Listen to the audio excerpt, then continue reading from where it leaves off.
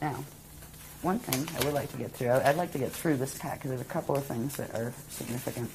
But one thing I've talked about the word Merkaba quite a lot, and again, it means moving light body, right? And there's specific structures to natural Merkabas and to unnatural Merkabas, right? A basic Merkaba structure, it's called the Biveka Merkaba, which is the smallest form of them, is a star tetrahedron shape, right? If you look at it flat, it looks like a Star of David shape. It's actually known as the Star of Solomon, not David. But, yeah, that goes back into the history of Solomon and David and Jesus and stuff. Yeah, and we are of the House of Solomon, we're not going to have not time the House for that. of David. That was Anunnaki. Right? Okay. Yeah, and that's all right. Anunnaki's fine, but, yeah, let's just keep the history clear on that one. Yeah, and I mean, I have some random questions that we can talk about at the very end, so Okay. just signal when that might be. Okay, I'm trying to get there, actually. No, it's okay. You're getting tired. I got some don't blame room. you. I'm getting It's tired okay. too. No, it's all good. Okay. Now, any of these structures, by the way, if people want to learn more about Merkaba, there's quite a decent section in the Kathara 2-3 manual, the Kathara healing system, but the 2-3, second and third level, we talk about these a lot. But anyway, this is the basic structure of them. And the classic Krisztusi Merkaba will have an electrical top spiral, or at least in this universe, has electrical top spiral. Some of them actually have a magnetic top spiral, not in this universe, though. But they'll have an electrical top spiral and a magnetic bottom spiral. The electrical one will spin clockwise and bring electrical energy in, and the magnetic one will spin counterclockwise and bring magnetic energy up and out, right? So, yeah, the two cones do not spin in the same direction, all right? That is the big difference between a Death Star Merkaba and a natural Krisztusi Merkaba. The natural Krisztusi Merkaba will always have one of the spirals going in one direction and the other one going in the opposite direction. Whereas with the Death Star Merkaba, they will take one set. They'll tell you have two Merkaba fields, one Star of David shape and another Star of David shape. You spin the one Star of David shape this way and the other that way. That's the same spin spiral set. That is a phase-locked Merkaba. That is a Death Star Merkaba. And they're combining it with the one from the parallel universe to make an unnatural blend between the particles over there and the particles over here to drag you into the Toro Rift time rip. All right. And the ratios are different. A natural Merkaba here at Biveka level starts with the electrical going at 33 1/3 spin. And it's, what is it? Rotations per trillionth of a nanosecond, I believe, is what that refers to. And the bottom would be at 11 2/3. And there are increments of speed that if you go to the density 2 level of it, it goes up to, the speeds go up.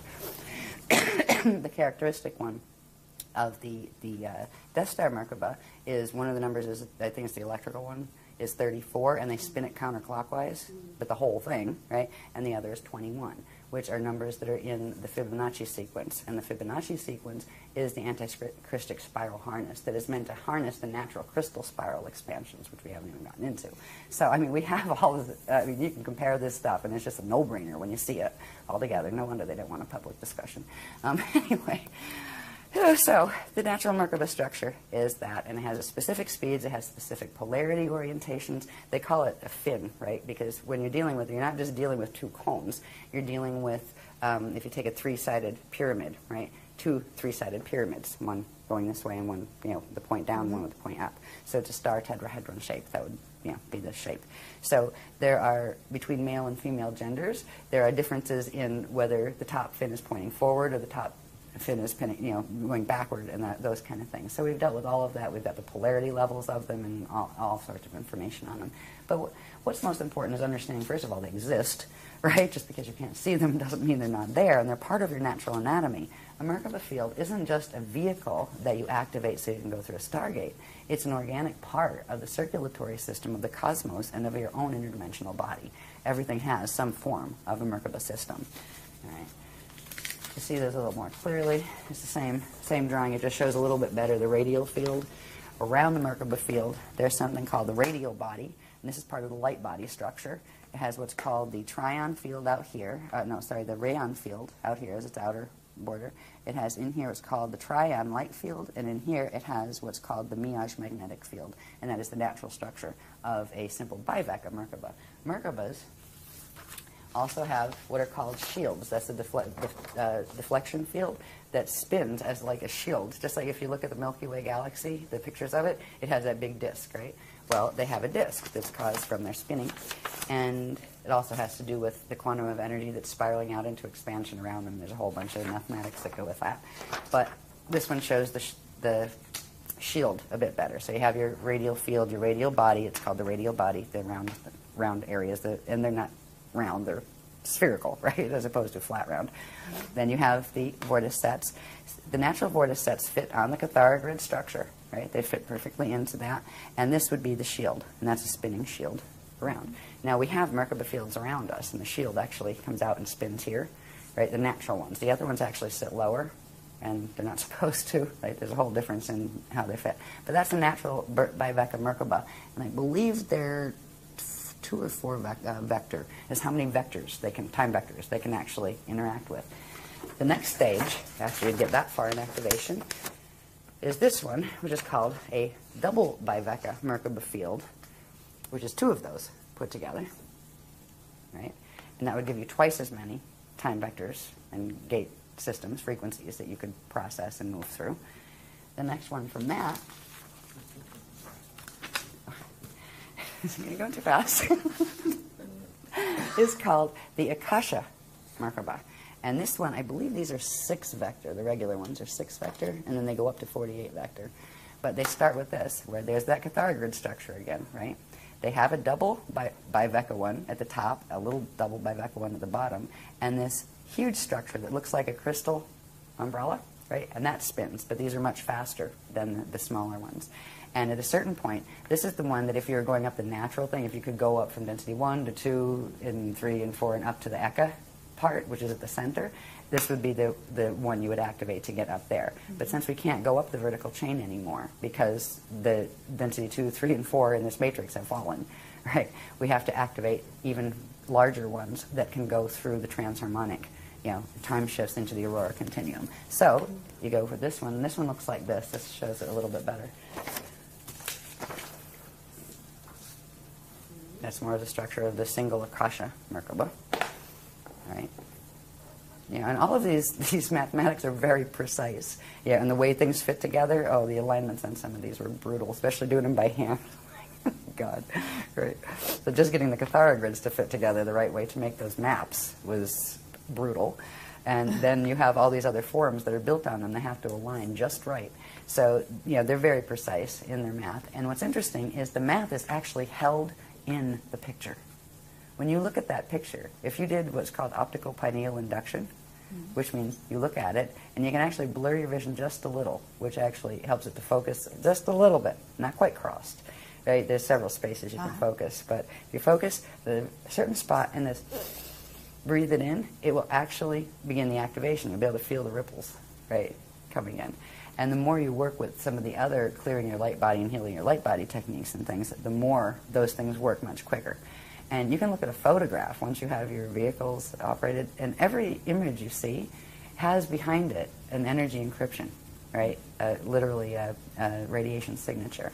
And that is how, once you become like, a rishi being that can move at will, an adept, you would simply visualize a place, and that would trigger the math in the system and tell your whole body system where to go, and you'd be there at the speed of thought. So it's quite a very neat process, and it is real. That's what's amazing. Here it's almost become kind of like a sideshow act, as far as, most people don't even think ascension's real.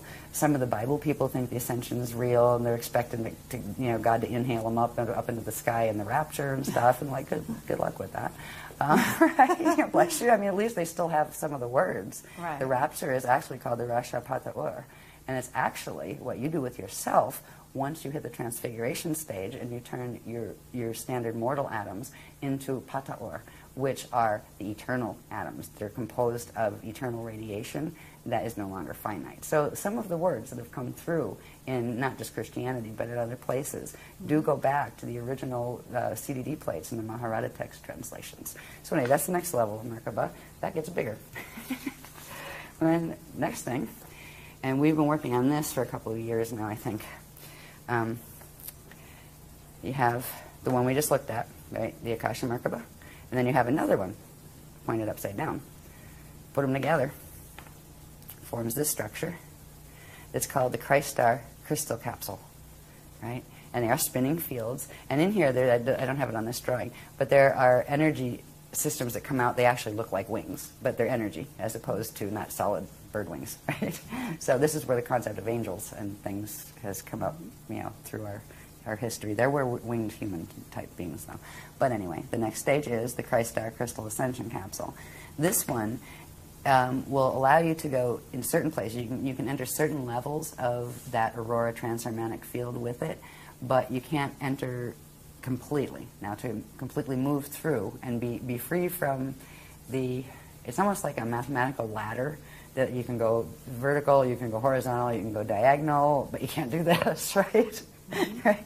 In this one, you can do a little bit more of this where you can go into the aurora continuum, but you still have more angulars. You don't have quite as much mobility of vehicle. The next stage, and this is what is needed actually to ride the spanner gates. If you were going to take a body out in a spanner, you would need one of these. They go from 24 to 48 vector. And these were just starting to activate. We activated the first one. We're beginning activations of the first one. And again, let's take two of these, right? Put them together and it forms a capsule. The one capsule goes along with what they call the Stardust Blue activation set, and we did that in the last workshop.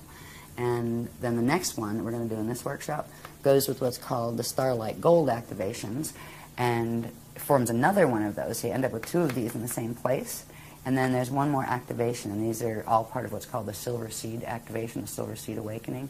We'll activate this huge one around you. That is the one that this can tumble in any direction while this tumbles in any direction, so you can actually go in any direction in the aurora continuum.